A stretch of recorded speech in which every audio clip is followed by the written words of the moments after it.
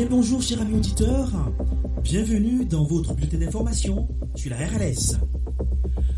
À la une de ce matin, les propos du pasteur Tom Buck créent une polémique aux États-Unis d'Amérique. Alors toujours aux USA, une autre pandémie, une autre épidémie, dire autant pour moi, celle des écarts familiaux qui s'élargissent. Une église de Californie condamnée à une amende de $1 million pour avoir refusé le confinement. Un Ougandais tué une semaine après sa conversion au christianisme par une foule de musulmans enragés. Et en Écosse, les dirigeants d'église engagent une action en justice contre le gouvernement pour protester contre la fermeture des églises. Ce sera tout pour la une de ce matin. À bientôt pour le détail.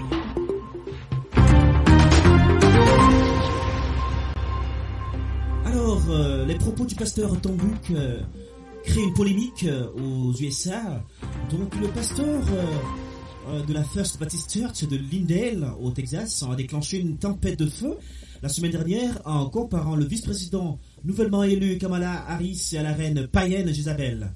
Bien que la conversation qui s'ensuit ait été chargée d'émotions, elle soulève des questions importantes sur la manière d'avoir des discussions constructives dans le corps de Christ.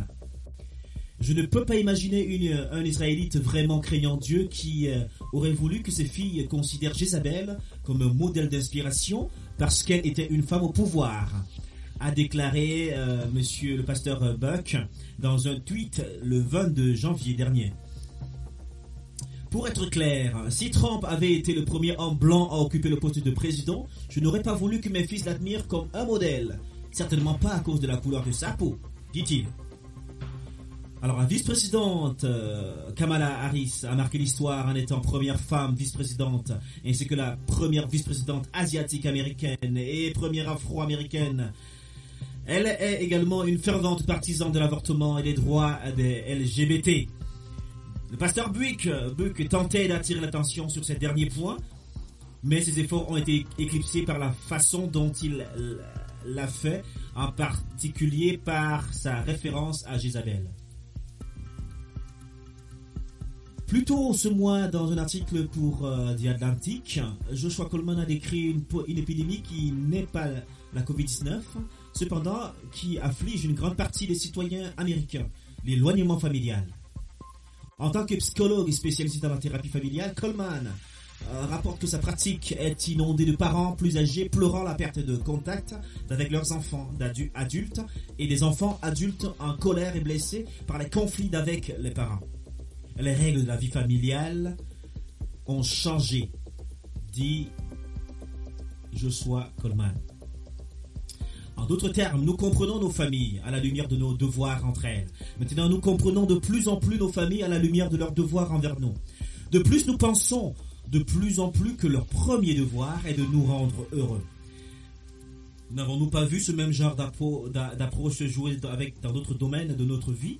Mon conjoint et mon mariage devraient me rendre heureux. Sinon, le divorce est la seule réponse, peu importe comment il affecte les enfants. Mon église devrait me rendre heureuse et être d'accord avec toutes mes opinions. Sinon, j'en trouverai une autre, peut-être en ligne. Mon travail devrait me laisser épanoui. Sinon, c'est la faute de mon travail. La même psychologie pop, les soins personnels, les platitudes de trouver votre bonheur se retrouvent partout sur les réseaux sociaux. Entre autres, qui disent de vous débarrasser des personnes toxiques dans votre vie qui vous rendent malheureux et de vous entourer uniquement des personnes positives, d'accord, de la positivité. Ne laissez pas les autres aspirer à votre énergie. Non seulement il est bon de laisser tomber les personnes qui vous n'aiment pas, mais les médias sociaux vous donneront l'impression que cela vous rendra courageux, louable et fort. Tout cela est bien sûr en inverse, presque parfait du conseil biblique de Paul dans Éphésiens 4. Soyez complètement humbles et doux. Soyez patients. Supportez-vous les uns les autres avec amour. Paul suppose que vivre avec les autres exige un certain support avec, ce qui implique probablement de nous que nous avons également besoin de supporter avec. Toujours aux États-Unis, une église de la Californie condamnée à une amende de $1 million pour avoir refusé le confinement. Le juge californien a déclaré jeudi que les pasteurs d'une église bien connue qui a tenu des services de culte en salle n'auront pas à purger une peine de prison, bien que la congrégation fasse toujours face à des amendes substantielles de plus d'$1 million. L'avocat Robert Taylor, qui représente Calvary Chapel San Jose, et son pasteur Mike McClory, a déclaré à l'issue d'une audience que le juge avait déclaré que le comté de Santa Clara ne recherchait pas les sanctions pécuniaires et ne souhaitait pas placer McClory ou tout autre pasteur en prison. L'Église doit tenir une autre audience au tribunal cette semaine, a déclaré M. Taylor. Calvary Chapel fait face à plus d'$1 million d'amende. Bien que Taylor et d'autres partisans de l'Église espèrent que le tribunal se rangera du côté de la congrégation et jugera que les amendes ne doivent pas être payées. La congrégation a déclaré Taylor fournit des services essentiels à la communauté. En plus de cette pandémie de coronavirus, il y a une plus grande pandémie, a déclaré M. Taylor. Et c'est une pandémie affectant la santé mentale et affectant l'emploi, affectant les entreprises.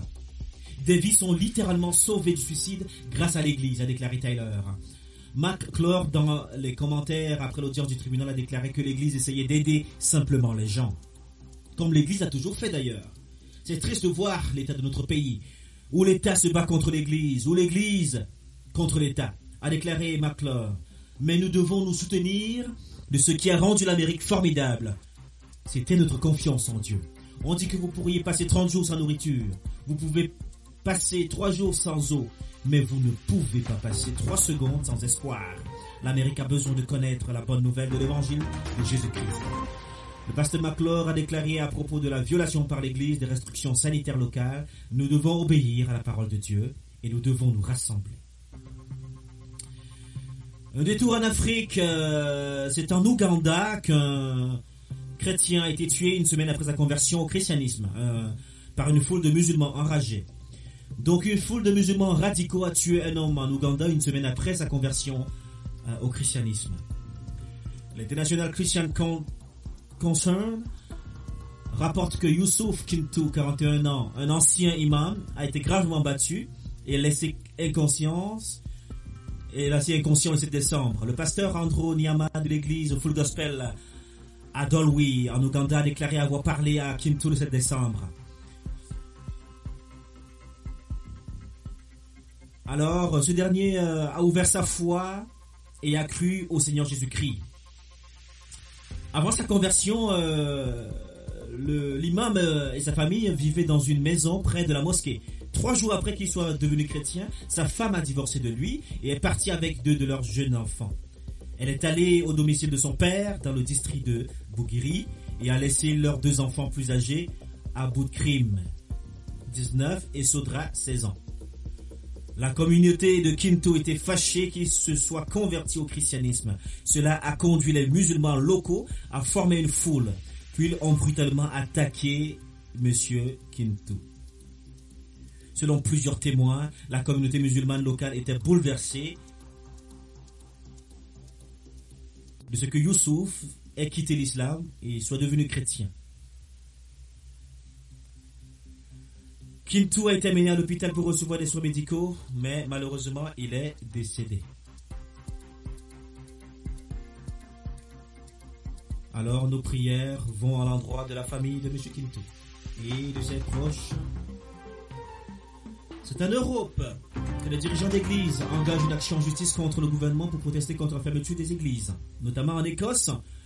Donc, un groupe d'églises d'Écossais poursuit une action en justice contre la décision des ministres écossais de fermer les églises pendant le confinement. Ce groupe de dirigeants, c'est une association grosso modo de 27 dirigeants, issus de diverses congrégations chrétiennes dont l'Église libre d'Écosse, l'Église d'Écosse et d'autres églises indépendantes, qui se sont unis pour déposer une action en justice contre le gouvernement, le 29 janvier. Et ils sont représentés par le Christian Legal Center et déclarent que la fermeture des églises est illégale et enfreint la Convention européenne des droits de l'homme ainsi que la Constitution écossaise. Le 8 janvier, le Premier ministre Nicolas Sturgeon a rendu illégale la tenue des cultes dans le contexte de la pandémie et d'un nouveau confinement. Une mesure jugée disproportionnée et dangereuse pour la liberté de culte par différents responsables d'église en Écosse. Si les pasteurs soulignent qu'ils comprennent la difficulté de la situation et l'importance de la pandémie, ils estiment également que les besoins émotionnels et spirituels de leurs fidèles de la communauté ne peuvent être satisfaits si ces restrictions restent en vigueur. Face au refus des ministres écossais d'ouvrir les églises, les responsables d'églises écossais ont lancé une action en justice le vendredi 29 janvier pour demander la réouverture des églises, affirmant que le culte public est un aspect fondamental et indispensable de leur religion. Alors, pour clore ce bulletin d'information, nos prières et pensées vont à l'endroit des croyants du Mozambique qui ont subi de plein fouet le cyclone Héloïse, ainsi qu'aux croyants du monde entier qui passent des moments difficiles en ce moment-ci. Nous vous remercions d'avoir écouté ce bulletin d'information. À très bientôt. Au revoir.